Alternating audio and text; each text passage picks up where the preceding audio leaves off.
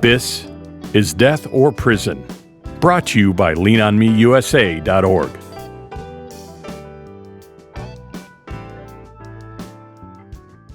Welcome to the Death or Prison podcast, brought to you by leanonmeusa.org. I'm Oswald Newbo. And I'm Kevin Sabath.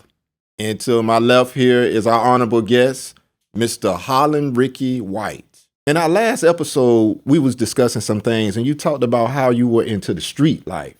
You was a pimp. You had a few habits. You had some substance use issues. But life is going. You got the big hat at the ball. All these different things, right? Right. But I had said something. There's only two outcomes to the streets. It's this what I've been told. It's either the graveyard or the jailhouse. You're here with me, so it can't be death. Did you ever go to jail?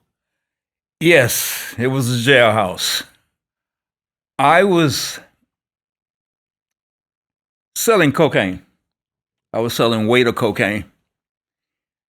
And I was selling pharmaceutical pills. During that particular time, they were called Dilaudid Ds. And my girls had doctors that I would take the girls to get examined to make sure that they were clean of all the diseases and stuff like that. And these doctors would write prescriptions for them. And they would write prescriptions for Dilaudid, Black Beauties, Truanols. And the scripts would be 30, 40, 60 Dilaudid at a time. And Dilaudid at that particular time was selling for $20 a pill. So I was selling Dilaudid also. And I had a particular pharmacy that I would always patronize to go to. And I went there on one occasion to have the prescription filled. And something happened. Something happened whereas that I took the life of the pharmacist. And as a result of that, I was locked up. The charge was first-degree murder. I was placed in Broward County Jail on 6-2 West. I will never forget that floor because that day when I was arrested and placed in 6-2 West, I heard the sound of steel banging against steel, and the thought entered my mind is that I'm going to be in here for a very long time. Wow. That's the thought that entered my mind. Wow. So just for our audience sake, listening to his story and being a young man myself, born in the 80s and, being, acclimated in the streets, the game has never changed. So they were still selling pills, still doing all that. And we doing that today as well. So what I'm getting out of your story is that eventually you're going to get caught regardless. That's powerful. That's really powerful. At that particular time, I didn't have the thoughts it crossed my mind that I was going to get caught. However, I did get caught. And I was facing the death penalty. My case was highly publicized because there were two cases at that particular time in 1977. One case was the television intoxicated killer, Ronnie Zamora out of Miami, Florida. In my case, Ricky White going on trial for first-degree murder, and they had television inside the courtrooms. So those are the first two cases in the state of Florida that were televised. And the prosecution asked for the death penalty. I had a 12-panel jury. I had a paid defense attorney. And I was prosecuted by the state prosecutor himself and the chief homicide prosecutor. I went to trial. My trial lasted 14 days. I was found guilty. The state asked for the death penalty. However, there has what you call, when you're in a capital case, a section whereas that the jury can make a recommendation whether or not to give you life or death upon their recommendation to the judge. My attorney at that particular time said, Ricky, what we need to do is introduce to the jury your combat record, your Vietnam record, that you had served this country honorably, and that you had received certain awards. And he did so. The jury came back and found me guilty of premeditated first-degree murder, and they recommended that I do life in prison instead of receiving death in Florida electric chair. Ricky, so now you've been convicted. They done sentenced you to life. Now you headed to the Florida Department of Corrections. What were you thinking? How old were you at that time? I was 28 years old. 28, still a young man. What was going through your mind when you was on the prison bus or the county jail bus going to prison, or your first day in prison where now I'm really in prison now? I heard you saying that when you was in the county that you heard steel on steel. Yes. And you say, man, you knew you were going to be locked away a long time. Yes. Now you were really there. What was that experience like? What was going through your mind? First of all, I wasn't on a bus or a van. They flew me to Lake Butler in a Piper airplane because of my Vietnam record. They didn't want to take the chance that I might try to escape. So they put me on a Piper and they flew me to Lake Butler. Lake Butler at that time had an airstrip. So I got there, and the two people that I met at that particular time was Lieutenant Young and K. Wayne Slim. They said, we've been waiting on you. They took me directly to K. Wayne. They placed me on K Wing and said, you go into the East Unit. I said, what is the East Unit? He said, you'll find out when you get there. So now you're in prison. You make it to K Wing. K Wing. What is your prison experience like going forward? Like your first year, what was your first couple years like adjusting in there? What was it like? Well, I didn't go to the East Unit, but I went to an institution right across the street from the East Unit. It was called The Rock. The Rock. Union FSP. Correctional Institution, UCI. And it had, at that particular time, 3,000 inmates. We had three areas in there. We had the Southwest Unit, the Rock, and the West Unit. And it was 3,000 inmates there.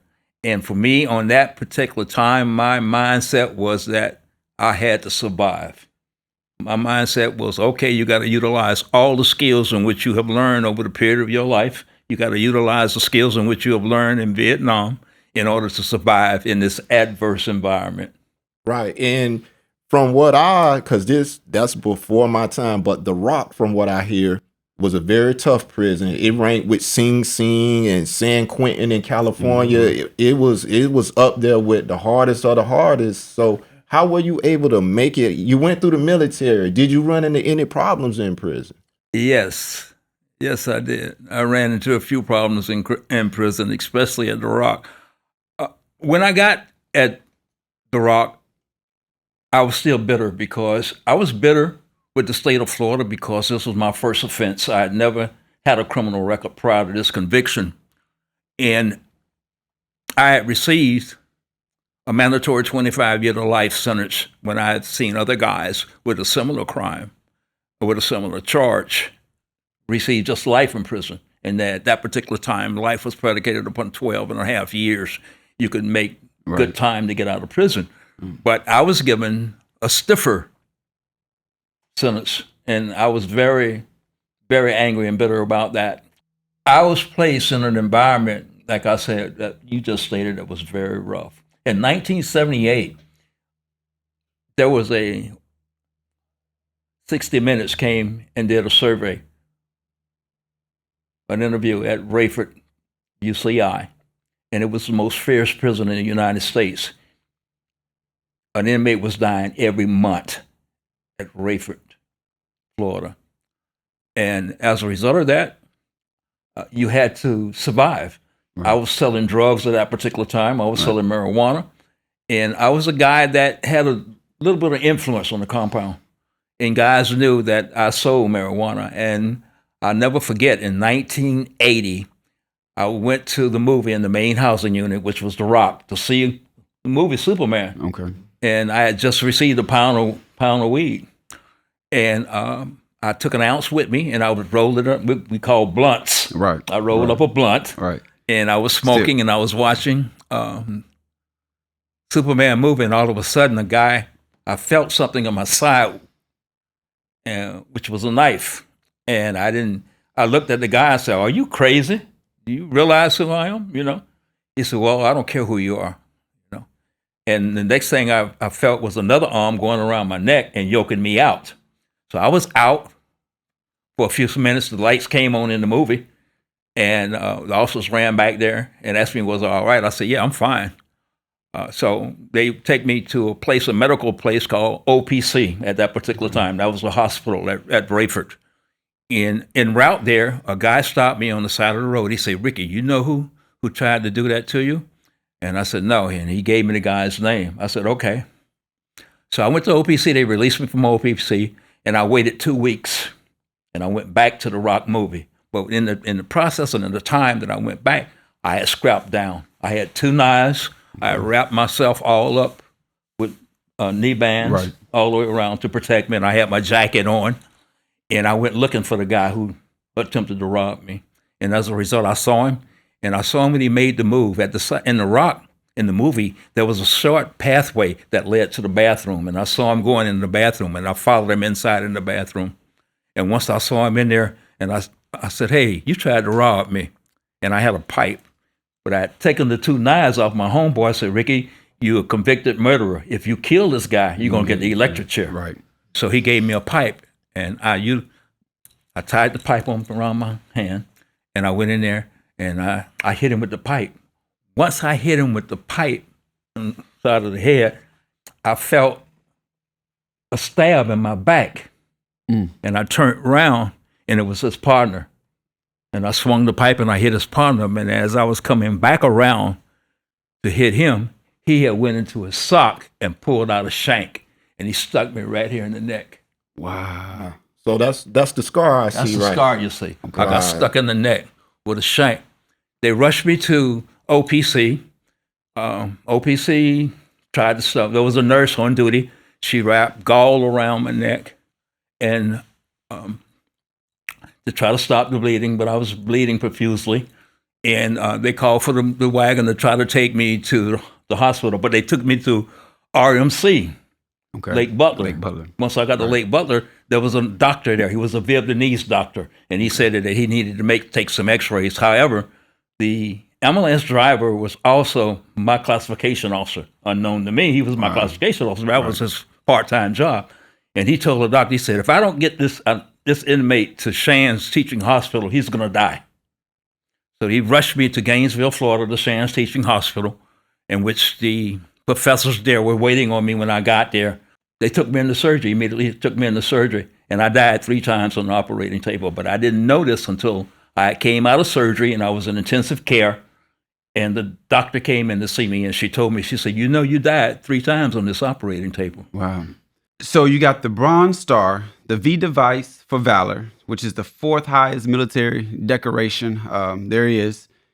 Get to prison, selling drugs, doing the same thing you was doing that led you to prison, and end up almost losing your life. Yes. When did it resonate with you that something has to change with me? Or did it even matter? Or did you even change then? No. No. No. Not at that time. Not at that time. So I remember you saying that you were angry. You saw someone had the same crime but had a lesser sentence than you. Do you think that anger was still driving you at that moment in your life? Yes, it was. Very much so. You used the word hatred a few times too, and that's a very strong word. Do you think that hatred was in you at that moment? Yes. I was very hateful at this country. The system. At this country because of the sacrifices in which I made and the sacrifices that many of my Vietnam brothers made in Southeast Asia, and the way that we were being treated and the way that I was being treated, especially with my first offense. But before my change even occurred, God had afforded me an opportunity to live, but I didn't recognize that at that time. My thoughts about my survival still were predicated on my skills and my talents, and me being a strong person, having a strong mindset. That's what I felt. I had no idea that at that particular time, God had his hand on me. So with that being said, you said you didn't know at that time God had his hand on you. So this was a revelation that came later on in life. Yes, it did. How many years between like you being stabbed and that revelation, like God had his hand on you? Was it a year, 6 months, 10 years, 20 years? What no, it was 10 years later. 10 years, a years decade later, A decade later. you finally realized God had his hand Yes, on he you. did. And once that revelation came to you, did your heart start to soften? What was going on with Ricky at that time, knowing that God has his hand on you? A dramatic change occurred. I realized then that my life wasn't predicated upon me, that my life was in God's hands. God had afforded me an opportunity to live and learn, to grow in his wisdom, in his knowledge, and in his understanding that he had given to me, but I didn't recognize that. I had an administrator, his name was Archie McDaniel. Archie McDaniel seen something in me that I didn't see in myself. He saw potential. He said, "You're a leader." He said, "You're a guy that can do many things if you utilize the skills that God has given you." And I thought about that. And as a result of that, I wanted to continue my education. I was transferred from Polk Correctional, where Archie was, to Everglades Correctional Institution, and I got involved into Bible studies. I had an opportunity to attend a Bible college through correspondence. I received through my correspondence an associate and a bachelor's degree in biblical studies, and I started participating in different programs. That's where I got involved with AVP. Okay. So you started to make a complete change, even in your complete behavior, even in your thought pattern, even in the things that you normally wouldn't do. You start doing those things because that signified your change, correct? Exactly. And that's the change. Let me just interject one thing, Kevin. Of course. Ricky, I heard you say Everglades. Everglades is a newer institution. The Rock is an older institution. So just for clarity of our audience that understands the Department of Corrections in Florida, how many years was it between you going to Everglades and making that ultimate change versus when you went? How long had you been in then?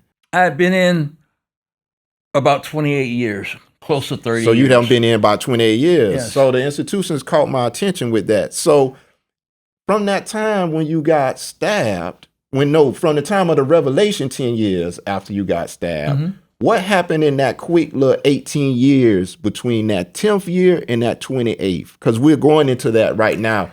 Was it a slow evolution going on? Just give us the little What was short. that process Yeah, what's like? that process Yeah, what was like? that? Yeah. Because ultimately to get to that ultimate change, something was going on positive with Ricky. Something did go on. I lost two brothers. To AIDS. And I started blaming God because I said to God one day, I was on the yard at DeSoto Correctional, that God, why are you punishing my family for the deeds that I have done? Punish me. If you wish to punish someone, punish me. Don't punish my family. And those are my two younger brothers. And then I made that decision. I said, no, this is going too far. And I just told her, I got down on my hands and knees and I cried. I cried like a baby. The floodgates just opened up and I cried like a baby. And I told the Lord, I said, Lord, I'm tired. So you surrendered. I surrendered, completely surrendered. And I said, if you allow me an opportunity, I will serve you for the remaining years of my life. And then you made a vow. I made a vow. And That's once right. you make a vow to You don't take God, the vow you back. cannot break that vow. And as of the day that I'm sitting here now, I haven't broken that vow. And I will not break that vow. That vow. I got a question. You were sentenced to life, Yes. and you're sitting here with me now. Yes, I am. A miracle. Yes, Is it it? is. It is. How did you manage to get out? If you were sentenced to life, how did you get out? By God. By God. By God's hands. They changed your sentence? No, I made that commitment. I made that commitment to God, and God answered my prayer because I was told, I have a letter that was written to me by at that particular time, the Secretary of the Department of Corrections. His name was Singletary, Harry K. Singletary. Right. And he said, positive consideration for parole is not forthcoming with your disciplinary record. What you need to do is concentrate on adhering to the rules and minding your own business and get out of prison, hopefully. I still have that letter. When I made that commitment to God, That was and the I told deciding him fact. that I give it all to him, that this is what I'm going to do. I'm going to go out and serve you and honor you and give back to what was so freely given to me. He opened that gate. The day that he opened that gate and let me out, I didn't parole from Everglades Correctional Institution. I paroled from a level 7 camp, Martin Correctional Institution. Prior to him working on your behalf within the judicial system to have you released, did you go through any trials, any tests, any tribulations to pretty much just to show that you was approved? No, I didn't. God opened that door for me, and he said, Ricky, I'm going to allow you to run. So this is what I want you to do. I want you to go back in, and I want you to go back in, and I want you to give your testimony to those guys in there and let those guys know, despite everything that had happened to you, I let you out of prison. Man did not release you. I released you from prison. Go back in there and tell those guys that and let those guys know that there is hope. Inspire them and let them know if they believe in a power stronger than themselves, then everything is possible. And that's what I've been done ever since the day that I walked out of Martin Correctional Institution. I am a statewide trustee for volunteer for Florida's Department of Correction. And I brought 2 cards here that I wanted to share with this living audience today. This is my inmate card. This is the card that they give every inmate in Florida's Department of Correction. I served 42 calendar years behind those fences. I've been out 3.5 years. And this is what God has accomplished. This is the Florida Department of Correction volunteer card. I can go into any prison within the parameters of the state of Florida, conveying the message that there is life after prison if you only believe and have hope and keep the faith and believe in the Lord and Savior Jesus Christ. He will open those doors. I'm a living testimony to that fact. Well, just on that, I'm going to have to give you a clap just myself. Myself. You know, to the brothers that's watching this podcast, you know, this didn't happen 10 years ago. You know, if you take note, Ricky said that he just got out 3 years ago. So God is still in the delivering business. He's still in the miracle working business. He's still in the healing business. But the key thing that Ricky said he did, that I did, is submit to the will of God. He realized that his ways do not add up. You know, it only brought destruction when he operated in his own capacity. But when he began to cry out to God and began to really search and seek God, God saw that his heart was real. Right. And that brings me back to something. And for the audience, I want to just point out that faith, we have to have faith. But I heard something in Ricky's testimony, and I'm going to come back to you on this. He say, God told me to go back in and speak to the individuals and give your testimony. God gave him an assignment. Yes. But he accepted the assignment. Yes. See, God give us assignments and we buck it. Yeah. We don't take it. And we wonder why life is hard, but he accepted the assignment. And with you accepting the assignment, it leads to all these great things you're doing. Let us know some of the things you're doing now that you accepted the assignment out here in community. Give it to them. Yeah. They need to hear it. Don't hold back. Don't hold it. Give it to them. Don't hold it back. Don't hold it back. Brag a little bit. I am the coordinator and director of Alternative Violence Program in the West Central Florida. I have implemented that program in the 4 institutions within Region 3 of the Florida's Department of Correction. I have been back into 6 institutions in which I was housed at. I am currently co-sponsor of Sumter Lifer Program and Galvo Club. I am also co-sponsor of Avon Park Veterans Group.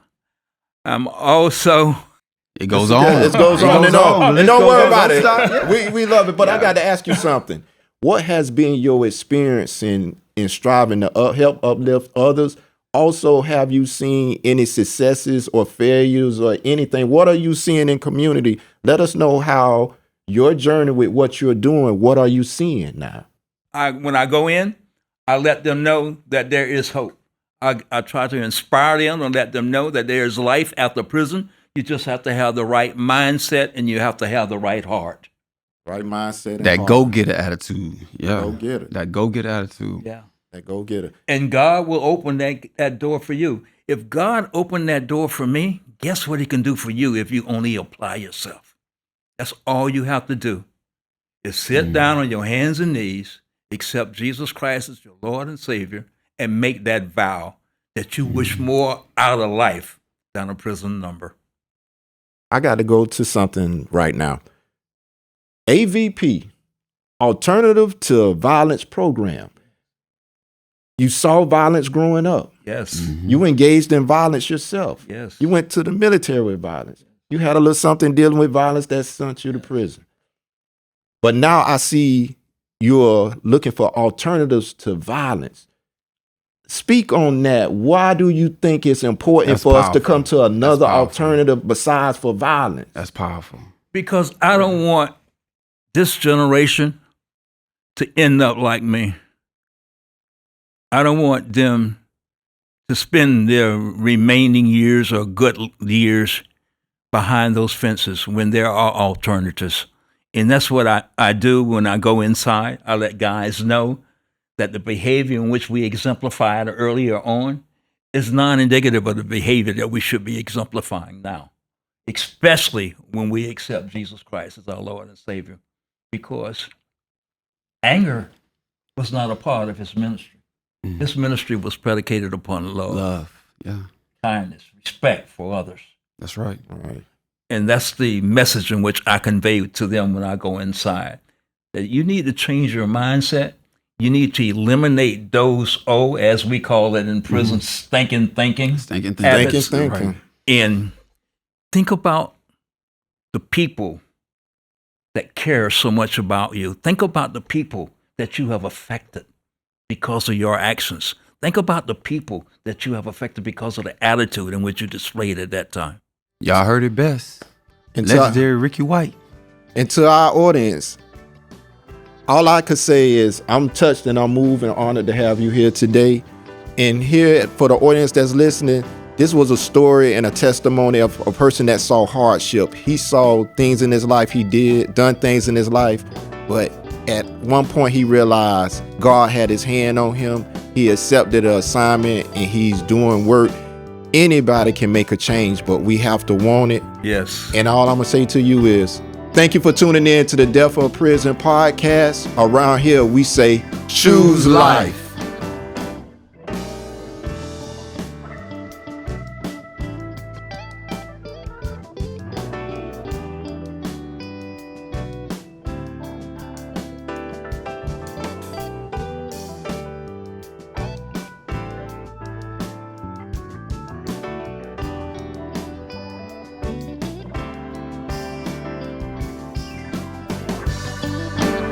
I can change the world. Feed one, teach one. One born